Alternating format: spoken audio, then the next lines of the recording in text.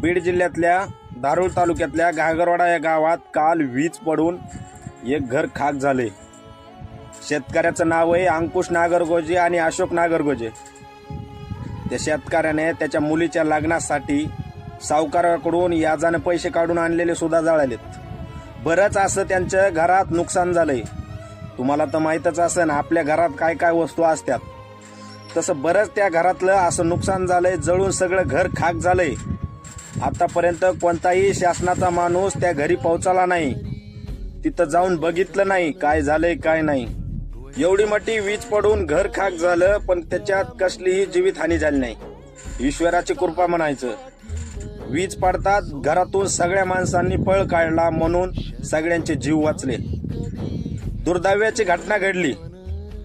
शेतकरी पुत्र आहे म्हणून माझं एवढंच सांगणं आहे, कृषी मंत्री धनंजय मुंडे साहेब यांनी